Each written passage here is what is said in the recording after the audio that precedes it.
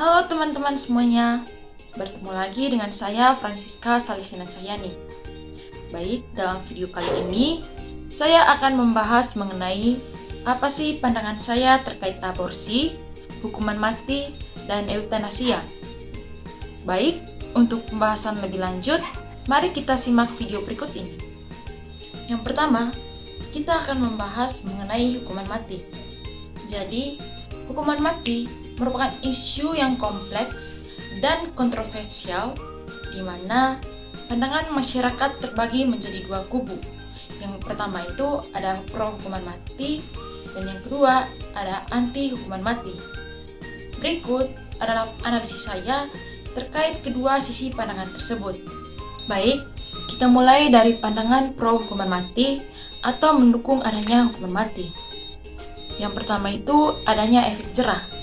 Jadi, pendukung hukuman mati berargumen bahwa hukuman ini dapat memberikan efek jera yang kuat terhadap kejahatan berat seperti pembunuhan dan terorisme. Mereka percaya bahwa ancaman hukuman mati dapat mencegah individu lain untuk melakukan kejahatan serupa. Poin yang kedua ini, keadilan bagi korban. Banyak orang merasa bahwa hukuman mati adalah bentuk keadilan bagi korban dan keluarga mereka. Mereka berpendapat bahwa pelaku kejahatan berat seharusnya menerima hukuman setimpal dengan tindakan yang mereka lakukan. Yang ketiga, penghematan biaya. Beberapa pendukung hukuman mati berpendapat bahwa menghukum pelaku kejahatan berat dengan hukuman mati dapat mengurangi biaya penahanan jangka panjang bagi negara, meskipun hal ini masih menjadi perdebatan. Dan yang keempat, keamanan masyarakat. Dengan mengeksekusi pelaku kejahatan berat, masyarakat diharapkan menjadi lebih aman dari ancaman yang ditimbulkan oleh individu-individu tersebut. Yang berikut, pandangan anti hukuman mati atau menolak adanya hukuman mati. Yang pertama di sini, adanya risiko kesalahan hukum. Salah satu argumen utama melawan hukuman mati adalah risiko eksekusi orang yang tidak bersalah. Kesalahan dalam sistem peradilan dapat menyebabkan eksekusi yang tidak adil, yang tidak dapat diperbaiki setelah pelaksanaan hukuman. Yang kedua, kemanusiaan dan etika. Banyak orang percaya bahwa hukuman mati adalah bentuk perlakuan yang tidak manusiawi dan melanggar hak asasi manusia.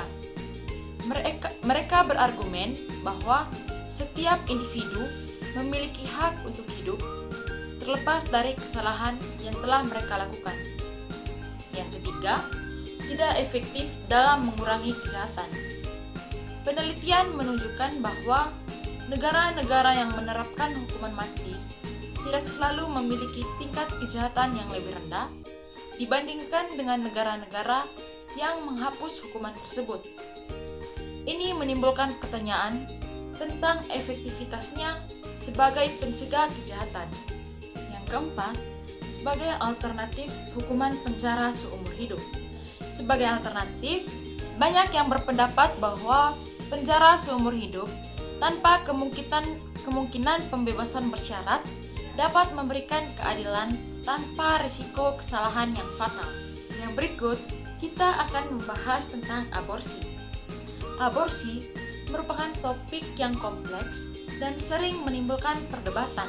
Di satu sisi, ada argumen yang menekankan hak wanita untuk mengontrol tubuhnya dan situasi yang mungkin memaksa mereka untuk melakukan tindakan aborsi tersebut, seperti kehamilan akibat pemerkosaan atau masalah kesehatan yang mengancam nyawa si ibu dan si janin.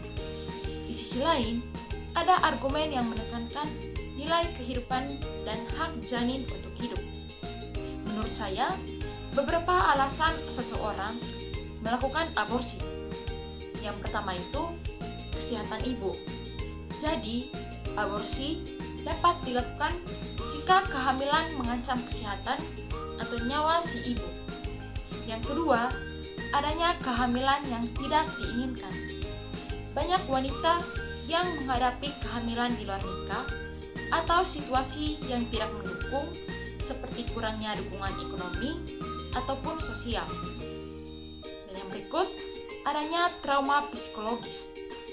Kehamilan akibat pemerkosaan dapat menyebabkan trauma psikologis yang mendalam bagi korban. Namun, terlepas dari hal tersebut, saya tetap menentang adanya tindakan aborsi dilakukan. Hal tersebut dikarenakan dapat membahayakan nyawa si ibu dan dapat menghilangkan hak asasi seseorang untuk tetap hidup. Jadi, aborsi merupakan tindakan menggugurkan kandungan yang menjadi isu kontroversial di banyak negara, termasuk di Indonesia, di mana tindakan ini umumnya dilarang kecuali dalam kondisi tertentu seperti ancaman terhadap nyawa ibu atau akibat pemerkosaan. Ada dua pandangan utama, yaitu pro-choice yang mendukung hak perempuan untuk melakukan atau memilih aborsi, dan pro-life yang menentang aborsi dalam segala keadaan. Meskipun aborsi ilegal, banyak perempuan tetap melakukannya, seringkali dalam kondisi tidak aman yang meningkatkan resiko kesehatan.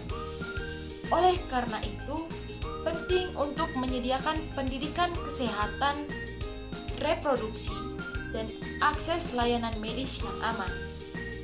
Yang terakhir, kita akan membahas mengenai eutanasia.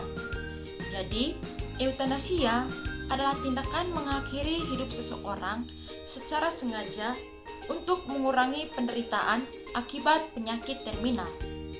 Terdapat dua jenis utama, yaitu eutanasia aktif, di mana sang dokter secara langsung menyebabkan kematian, dan yang kedua, eutanasia pasif, yang melibatkan penghentian perawatan medis yang mendukung kehidupan. Di banyak negara, eutanasia legal dengan syarat tertentu. Namun di Indonesia, praktik ini ilegal dan dianggap bertentangan dengan hukum dan etika medis. Pandangan masyarakat terbagi, yaitu sebagian melihatnya sebagai hak pasien untuk mengakhiri penderitaan, sementara yang lain menganggapnya sebagai bentuk pembunuhan.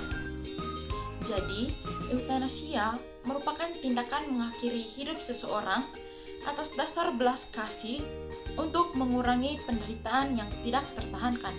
Saya mendukung adanya eutanasia. Hal ini disebabkan bahwa setiap individu memiliki hak untuk menentukan nasibnya sendiri, termasuk hak untuk meninggal dengan damai. Mereka menekankan aspek kemanusiaan, yaitu membantu pasien yang menderita penyakit terminal atau kondisi medis yang tidak dapat disembuhkan untuk mengakhiri penderitaan mereka. Dalam pandangan ini, eutanasia dianggap sebagai bentuk belas kasih yang memberi kesempatan kepada seseorang untuk menghindari penderitaan yang berkepanjangan dan menjaga martabat pribadi. Jadi, eutanasia ini dilakukan jika adanya kesepakatan antara kedua belah pihak yang bersangkutan.